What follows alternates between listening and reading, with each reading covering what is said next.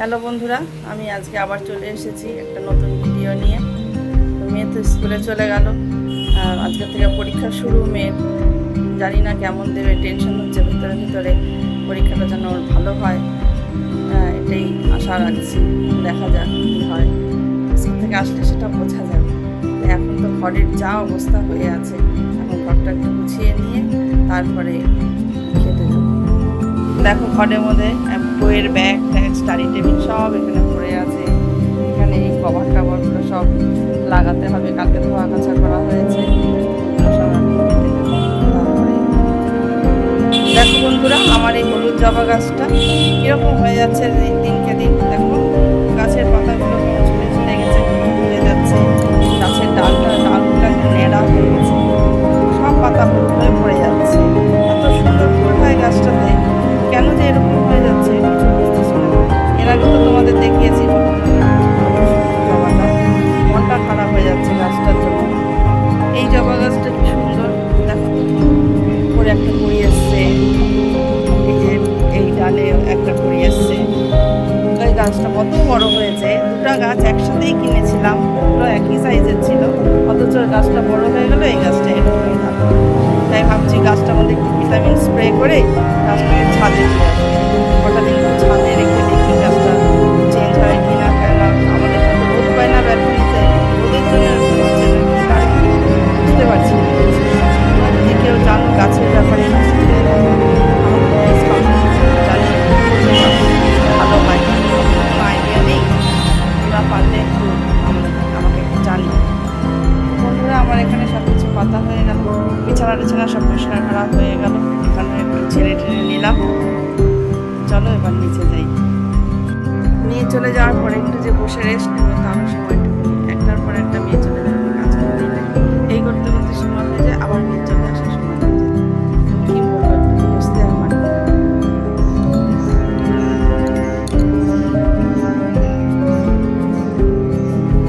আজকে পাট শাক রান্না হবে, পাট শাক কাটা হচ্ছে।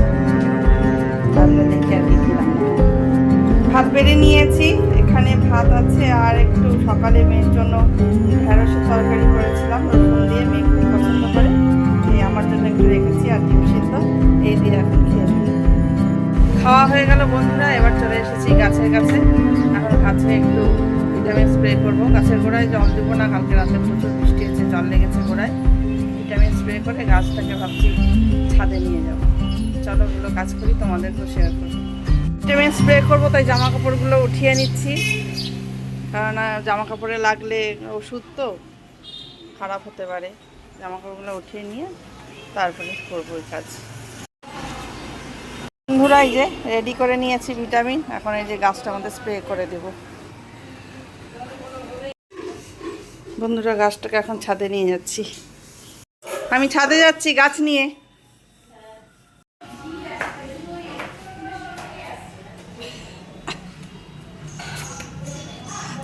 বন্ধুরা, ছাদে চলে এসেছি, ছাদে রাখবো ভাবছি। আমাদের ট্যাঙ্কি আছে, ট্যাঙ্কির পিছন দিকে রেখে দেবো।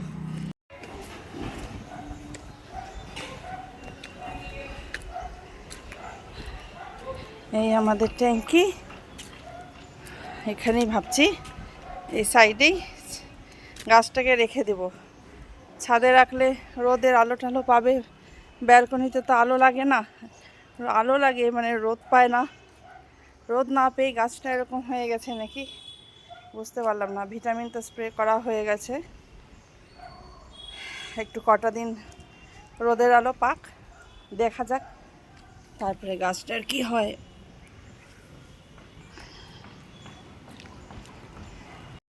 এখানেই রাখলাম বন্ধুরা, কষ্টও লাগছে গাছটাকে এখানে রাখতে, সত্যি খুব খারাপ লাগছে। সবসময় ব্যালকনিতে থাকে দেখি তো, এখন এখানে থাকবে দেখতে পাবো না। দেখি এভাবে করে গাছটাকে বাঁচাতে পারি নাকি, এত সুন্দর গাছ থাকবে এখানে গাছ। এটা উপরের ছাদ, আর ওটা হচ্ছে নিচের ছাদ। এই যে নিচে নেমে আসলাম, এই যে এই পাশের ছাদ, এখানে সব ফ্ল্যাটের সব ট্যাঙ্কি, আর ওখানে সিঁড়ি, আর ওই উপরে ছাদে আমাদের ট্যাঙ্কি। ছাদ থেকে নেমে আসছি বন্ধুরা, এখন তোমাদের আমি আমার ঘর দেখাই, চলো। এই হলো দরজা, এই দরজা দিয়ে ঢুকে এটা আমাদের ড্রয়িং রুম। এখান দিয়ে সিঁড়ি দিয়ে উপরে উঠে সব বেডরুম। এটা ড্রয়িং রুম আর সোজা কিচেন। এখানে খাওয়ার টেবিল পাতা, এই সাইডে বাথরুম আছে। আর এই দিক দিয়ে সোজা সিঁড়ি দিয়ে উপরে উঠে গেলে এই ডান দিকে আমার শাশুড়ি মায়ের ঘর। আর এদিক দিয়ে সোজা গেলে এখানে একটা মাঝে ঘর আছে, ছোট ঘরটা। ঘরটা দেখো কি জাম হয়ে আছে। এই ঘরটা স্টোর রুমের মতনই, এখানে সব কিছু রাখা হয়, জিনিসপত্র যত সব কিছু এখানে রাখা হয়। এখানে আন্না টান্না সব আছে। হ্যাঁ, ঘরটা একটু জঙ্গলই হয়ে থাকে, গুছাই তাও জঙ্গল হয়ে থাকে। ঘরে সব কিছু রাখা হয় তো। এই রুমটা ছোট। সোজাই একটা বাথরুম, আর বাথরুমের পাশে আমাদের বেডরুম। এই যে ওই সাইডে একটা বেডরুম আর এই সাইডে একটা বেডরুম, মাঝখানে একটা ছোট রুম। তো এই হলো আমাদের ঘর। আর এই এখানে আছে ব্যালকনি। ব্যালকনিতে আগেই দেখিয়েছি, ব্যালকনিতে গাছ টাছ আছে। এই হলো আমাদের ঘর। ঘরের ভেতরে সিঁড়ির উপরে আমাদের বেডরুম, তার জন্য ছাদেও ওরকম নিচেও একটা ছাদ, তারপরে সিঁড়ি দিয়ে উপরে আরেকটা ছাদ। আর উপরে যে সিঁড়ি দিয়ে যে ছাদটা, ওই ছাদের উপরে কিন্তু আমাদের এই 3টা বেডরুম আছে। আর ওর জন্য আমাদের গরমের দিনে আমাদের এই বেডরুমগুলো প্রচণ্ড গরম হয়, থাকা যায় না। এখন তো এই যে দেখো তোমাদের দেখাচ্ছি, এখন এই পাশে আমাদের এই পশ্চিম দিকে একটা এই যে বিল্ডিং উঠেছে, পাশের বাড়ি আর কি। আগে তো এই বিল্ডিংটা ছিল না, নিচু একতলা বাড়ি ছিল। তখন তো আমাদের ঘরে দুপুরবেলায় থাকাই যেত না, 3টা সাড়ে 3টার দিক থেকে। এখন এই বিল্ডিংটা হওয়াতে এখন একটু আরাম লাগে। তারপরে এই যে এয়ার কুলারটা কেনা হলো, এটাতে এখন একটু আরাম লাগে। বেশি খুব যখন গরম পড়ে তখনই এটা চালানো হয়, আদারওয়াইজ না। এখন তো অত, এখন রোদ উঠছে ঠিকই, কিন্তু রাত্রেবেলা করে রোজ বৃষ্টি হয়ে যাচ্ছে, তো ওয়েদারটা নর্মালি আছে, অত গরমটা লাগে না। এখনও এটা চালানোর প্রয়োজন হয় না, যখন খুব গরম পড়বে তখন চালাবো। তো বন্ধুরা, আজকে তোমাদেরকে আমি আমার সব ঘর ঘুরিয়ে দেখালাম। আমার ঘর কেমন লাগলো তোমাদের, ভালো লাগলে জানিও কেমন লাগলো আমার ঘর। আর এখন আমি রান্নাঘরে চলে যাব।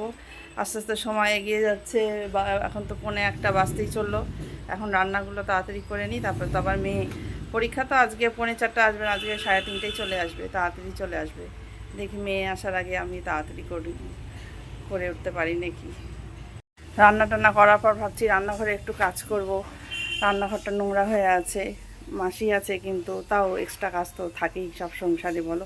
সব কিছু তো আর মাসিকে দিয়ে করানো যায় না, আমি নিজেও কিছু কাজ করি। তাই ভাবছি আজকে রান্নাঘরটা একটু পরিষ্কারও করব। অন্য ভেতরের নিচের দিকে সবগুলো পরিষ্কার আমিই করি। দেখি রান্না টান্না করে কটা বাজে, তারপরে আজকে তো গাছের পিছনে সময় লেগে গেল, দেখি কাজ করতে পারি কি না। তা কী রান্না হচ্ছে তোমাদের সঙ্গে আজকে আমি শেয়ার করবো। রান্নাঘরে চলে এসেছি বন্ধুরা। এই দেখো এখানে ভাত হয়ে গেছে, আগে একটু ভাত হয়ে গেছে, আবার অফ করে দিচ্ছি। আবার 10 মিনিট পর আবার গ্যাস জ্বালাবো। তারপরে তা হতে হতে ভাত 10 মিনিটের মধ্যে ভাত অনেকটা হয়ে যাবে।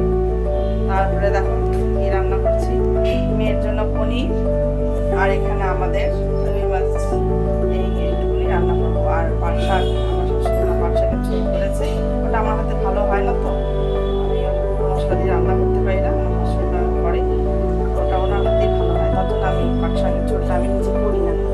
তা আজকে এই রান্নাই করবো। চলো রান্না করতে করতে কথা হবে। আগে পনিরটাই রান্না করে নিব, তারপরে মাছ রান্না করবো। পনিরের জন্য আলু কাটা হয়ে গেছে। এখানে লঙ্কা নিয়েছি, একটা লঙ্কা, অনেক বড় ছিল লঙ্কা, তাই একটা লঙ্কাকেই 2 ভাগ করে নিয়েছি। ঝাল অত খেতে পারে না বাচ্চা মানুষ।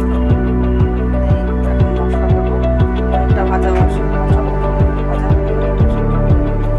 একটু গরম হয়ে গেছে বন্ধুরা। এবার পনিরগুলো দিয়ে দেবো, হলুদ লবণ দিয়ে দিয়েছি পনিরে।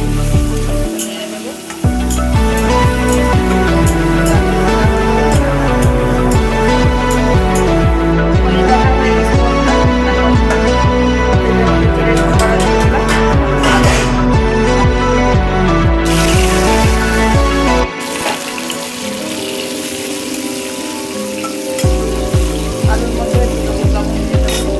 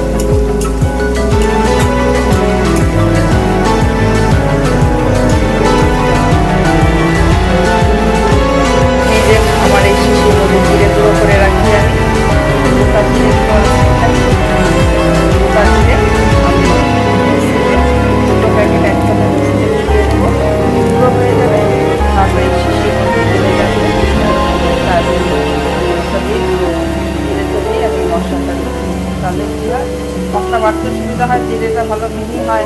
গোটা জিরে বাটলে না এখন আর অত হাতে জোর পাই না, গোটা জিরে বাটলে জিরেগুলো কেমন থেকে যায় গোটা গোটা মতো, খেলে তো পেটে ডিস্টার্ব হয়ে যাবে। তার জন্য আমি এই বুদ্ধিটা করেছি। তোমরাও পারলে এই বুদ্ধিটা করো। গোটা জিরে মিক্সিতে ঘুরিয়ে নিয়ে শিশিতে ঢেলে রাখবে, অনেকদিন পর্যন্ত অল্প অল্প করে নিয়ে মশলা বাটবে, ভালো হয়, সুবিধা হয় মশলাটা বাটতে। মশলা ভাজা হয়ে গেছে, এখন এতে জল দিয়ে দিতে।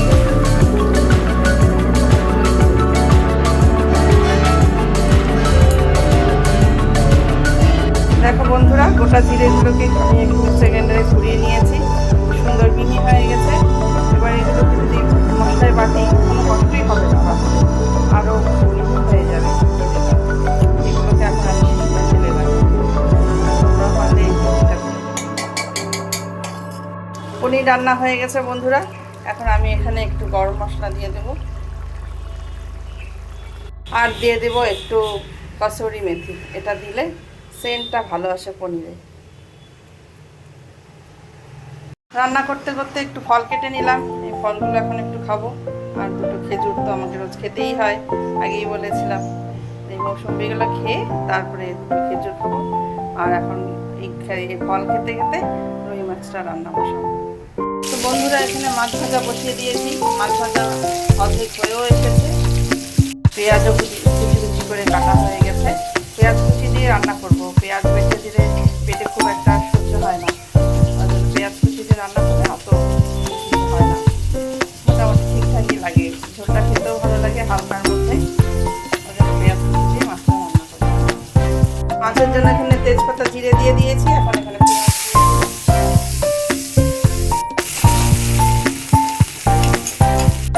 বন্ধুরা, মাছের জন্য এখানে মশলা বাটা হয়ে গেছে, জিরে আদা বেটে নিয়েছি।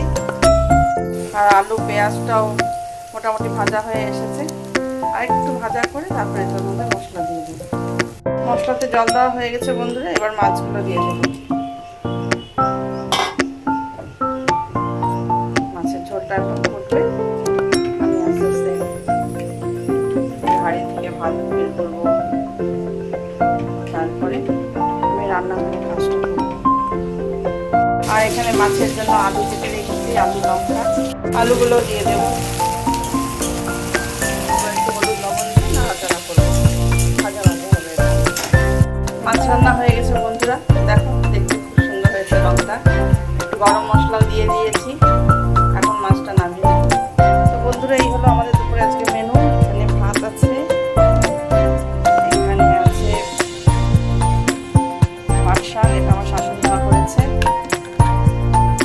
এখানে মেয়ের জন্য পনির, আর এখানে আমাদের মাছ। আর এই বাটিতে মাছ বড়ের জন্য রেডি রেখেছি। রান্না বান্না কমপ্লিট। এখন আমি রান্নাঘরে কাজটা সেরে নেব, সেরে নিয়ে তারপর স্নানে যাব, দেখি কত তাড়াতাড়ি করতে পারি। তো বন্ধুরা, কাজ হয়ে গেল, অনেক তাড়াতাড়ি সারলাম, ব্যথাও পেলাম। কি অবস্থা দেখো, চেহারা ঘেমে গিয়েছে। এখন আমি স্নানে যাচ্ছি, মেয়ে আসার টাইম হয়ে গেছে, জানি না মেয়ে মনে হয় আজকে তাড়াতাড়ি চলে আসবে, 3:30টার দিকে চলে আসবে। স্নান হবে কিনা কি জানি এখন। ঠিক আছে, আবার পরে দেখা হচ্ছে। তো বন্ধুরা, স্নান হয়ে গেল, স্নান করে চলে এসেছি, মেয়েও স্কুল থেকে চলে এসেছে। এখন একটু ঠাকুরের কাছে যাব, মহাদেবের মাথায় জল ঢালবো। পূজা আমি করি না, পূজা আমার শাশুড়ি মাই করে, আমি একটু ঠাকুরের কাছে গিয়ে মহাদেবের মাথায় জল ঢালি। আর আজকে তো মঙ্গলবার, তাই লোকনাথ বাবার সামনে একটু জল বাতাসা দেবো, দিয়ে তারপরে এসে মেয়েকে খেতে দেবো, আমি খাবো, ব্যাস। তারপরে এরপর এখন রাখছি, এরপরে তোমাদের সাথে একটু পরে দেখা করছি। বন্ধুরা, মেয়েকে খেতে দিয়ে দিয়েছি, আমিও ভাত বেড়ে নিয়েছি এখানে, তা এখন খেতে বসবো। ঠিক আছে বন্ধুরা, ভিডিওটা আজকের মতো আমি এখানেই শেষ করছি। ভিডিওটা একটু লম্বাই হয়ে গেল, আবার দেখা হবে পরে অন্য এক ভিডিওতে। এখনকার মতো টাটা।